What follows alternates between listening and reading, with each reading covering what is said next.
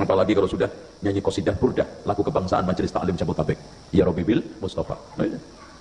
Padahal kalau kita tahu artinya, Masya Allah, ngeri loh. Ya akramal khalqi ma liman naludhu bihi siwaka inda hululil hadisil amimi. Wahai makhluk yang paling mulia yaitu Nabi Muhammad, kepada siapa lagi aku berlindung ketika musibah menimpa kami kalau tidak melalui perantaraan engkau. Wa inna min judika ad-dunya wa dharrataha wa min ulumika ilmul lawhi wal qalami. Sungguh sebagian dari kedermawananmu Muhammad pemberian dunia akhirat ini rezeki, dan sungguh sebagian ilmumu ilmu setara lauhul mahfuz dan catatan takdir. Oke, ngeri enggak?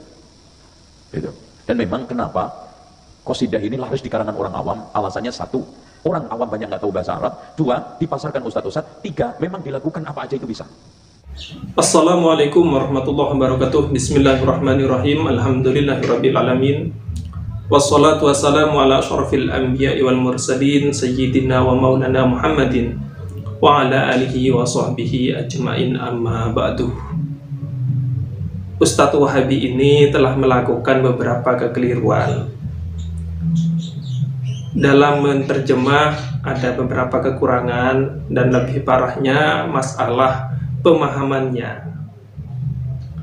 Insya Allah beliau ini kurang baca, dan anehnya dia yang melakukan kesalahan dalam memahami, tapi kitabnya yang disalahkan. Orang-orang yang lain dianggap tidak paham. Ini kan lucu.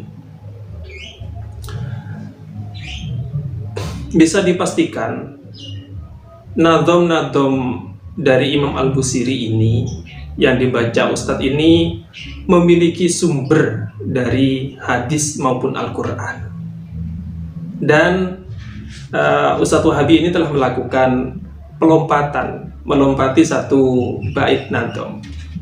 Kita akan bacakan, ini kami pegang syarah Burdah yang dikarang oleh Syekh Ibrahim Al-Bajuri.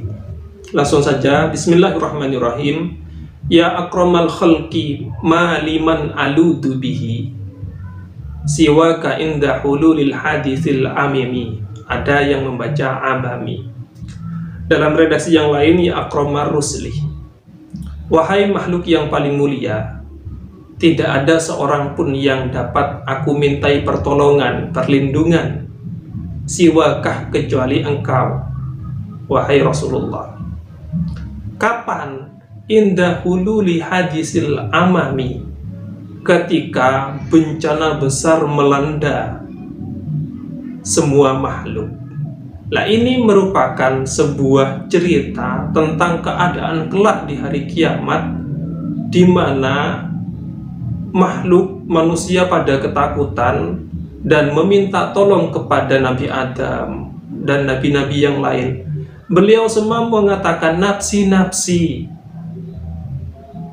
jaga diri sendiri, saya tidak mampu, seperti itu.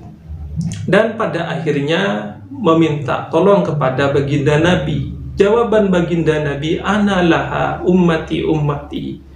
Jadi yang menyanggupi adalah baginda Nabi Muhammad SAW. Nah, inilah yang diceritakan dan ditulis dalam syairnya Imam Al-Busiri. Jadi Imam Al-Busiri itu menyuarakan isi hatinya bahwa hanya kepada baginda Nabi kelak memintai pertolongan, meminta pertolongan ketika terjadi hal seperti ini. Dan itu kan ada dalam hadis. Nah, terus diperjelas lagi, walayyadiqa Rasulullah jahukabi. Wahai Rasulullah, derajatmu, pangkatmu begitu luas, layyadiqa, tidak sempit, kalau hanya untuk saya dan beberapa orang yang ahli maksiat.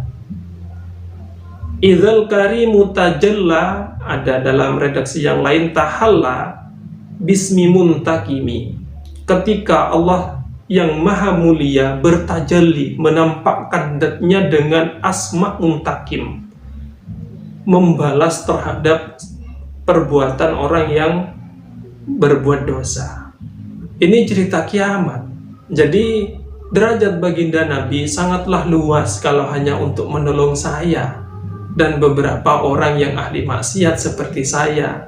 Ini rintihan dari Imam Al-Busiri ketika Allah Subhanahu wa Ta'ala yang Maha Penyayang bertajalli atau menampakkan dengan asma muntakimnya yang Maha membalas perbuatan dosa.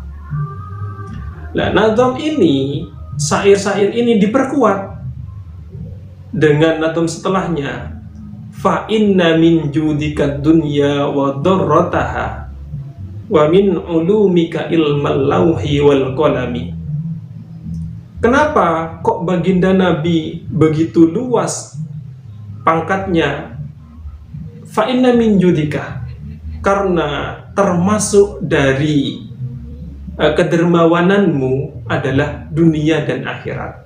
Nah, dalam memaknai nazam ini, separuh bait ini, ulama ada beberapa opsi. Ada yang mengatakan bahwa sebelum lafadz dunia itu ada lafadz yang dibuang, yaitu khairai dunya. Khair, kebaikan atau sesuatu yang terbaik di dunia, yakni hidayatnya baginda Nabi. Tentu kita bisa merasakan, bisa mengenal, memeluk Islam dan iman itu kan karena petunjuk baginda Nabi. Lah, ini adalah termasuk dari kedermawanannya baginda Nabi. Terus wadorrotaha, doroh sendiri artinya itu madu. Kalau ada orang laki-laki memiliki 2 istri, itu kan madu namanya. Jadi maksudnya apa? Ini menunjukkan bahwa akhirat dan dunia ini tidak bisa dikumpulkan secara rata kecuali orang-orang yang telah diberikan pertolongan oleh Allah Subhanahu wa Ta'ala. Maka kalau orang cinta dunia, akhiratnya akan terbengkalai. Sebaliknya, kalau orang mendahulukan akhirat, insya Allah dunianya juga ikut. Nanti kita bahas masalah tafsirannya, pemahamannya ulama. Wa min ulumika ilmal lauhi wal qalami, dan termasuk dari ilmumu adalah ilmu lauhul mahfud dan qalam. Ini sebenarnya ada iskal. Dulu sudah ada iskal. Iskal itu janggal, ulama menjanggalkan. Kok bisa ilmu qalam dan lauhul mahfud menjadi bagian dari ilmunya baginda Nabi? Kita bahas min judika. Opsi yang pertama seperti tadi, yaitu kebaikan dunia dan akhirat. Yakni kalau kebaikan dunia adalah hidayahnya baginda Nabi, petunjuknya baginda Nabi pada umat manusia sehingga dapat mengenal Islam, iman, dan kebaikan baginda Nabi di saat di akhirat nanti, yaitu syafa'atul uzma. Ya, saya tidak tahu apa orang-orang Wahabi ini tidak pengen seperti ini, tidak pengen syafaat. Ya, na'udzubillah. Semoga semuanya dapat syafaat nanti. Nah, terus opsi yang kedua, lafadz min judika ini kalau istilahnya adalah majas. Asalnya mimma jada bihi alaika, mimma jada Allahu bihi alaika. Jadi maksudnya apa? Karena Allah Subhanahu wa Ta'ala telah menganugerahkan engkau, wahai baginda Nabi, menganugerahkan dunia dan akhirat. Lah, ini ada hadisnya, yaitu diceritakan bahwa kalau tidak, dalam hadis qudsi, kalau bukan karenamu Muhammad, niscaya tidak akan aku ciptakan apa yang ada ini. Jadi baginda Nabi merupakan sebuah wasilah adanya kita semua ini. Nah, itu maksudnya. Dan akhirnya tidak salah kalau dikatakan bahwa baginda Nabi begitu dermawan. Kedermawanannya baginda Nabi. Nah, terus untuk separuh bait yang kedua, min ulumika tadi itu ada obrolan. Kok bisa lauhul mahfud itu menjadi sebagian dari ilmunya baginda Nabi? Ini kan lebih luas. Jadi ilmunya baginda Nabi bukan cuma lauhul mahfud, tapi ada ilmu yang tidak beliau dapatkan dari lauhul mahfud, tapi ilmu khusus yang tidak tertulis di sana. Itu dieskalkan kenapa? Karena seperti akhir ayat Al-Luqman, Allah Subhanahu wa taala merahasiakan beberapa hal. Ada 5 ya. Ada 5 ya, diantaranya masalah kematian, hari kiamat kapan, yang di dalam rahim apa, di mana mati, kan seperti itu. Lah, menurut ulama ini ada 2 opsi untuk mengatasi iskal ini. Satu, yang 5 itu tidak ditulis dalam Lauhul Mahfuz. Kenapa? Karena kalau ditulis di Lauhul Mahfuz, nanti akan dilihat oleh malaikat yang memang bertugas untuk melihat Lauhul Mahfuz. Sedangkan hal itu dirahasiakan oleh Allah Subhanahu wa taala. Itu opsi yang pertama. Opsi yang kedua, oke lah, yang 5 itu ditulis di Lauhul Mahfuz. Tapi yang diperlihatkan oleh Allah kepada baginda Nabi adalah selain yang 5 tadi. Jadi baginda Nabi memang manusia khusus yang oleh Allah dipertunjukkan isi Lauhul Mahfuz dan yang ditulis oleh qalam.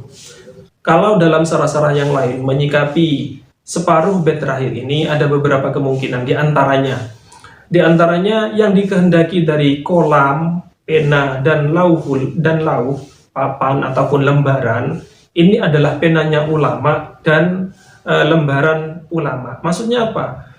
Sebagian dari ilmunya baginda Nabi adalah ilmunya para ulama, yang mana para ulama tidak dapat mendapatkan ilmu itu kecuali dengan tulisan dan membaca lembaran-lembaran buku atau belajar di sekolah seperti itu. Sedangkan baginda Nabi sering menyampaikan ilmu-ilmu yang sangat dalam. Ada yang masalah sesuatu yang gaib atau sesuatu yang bakal datang. Ini kan menunjukkan bahwa ilmu yang didapat oleh baginda Nabi itu tidak dipelajari, bukan hasil membaca, bukan sekolah-sekolah manusiawi.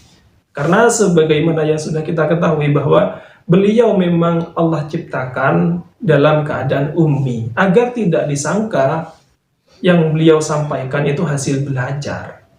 Nah, terus kemungkinan yang lain, memang baginda Nabi itu adalah dikhususkan mengetahui isi Lauhul Mahfuz. Didukung dengan ayat Al-Quran, wa 'allamaka ma lam takun ta'lam wa kana fadlullahi 'alaika 'azima, dan beberapa hadis di bawahnya itu. Ya, jadi sangat tidak tepat apa yang dituduhkan oleh dai Wahabi ini, kalau nggak keliru Ustadz Zainal ya,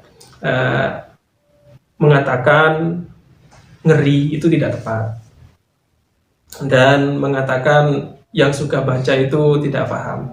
Sebenarnya dia yang pura-pura paham, sok paham. Jadi yang ngeri itu bukan yang tidak paham. Kalau tidak paham ya diam saja. Yang ngeri itu kalau orang sok paham sehingga menyalahkan sana sini. Semoga bermanfaat. Wassalamualaikum warahmatullahi wabarakatuh.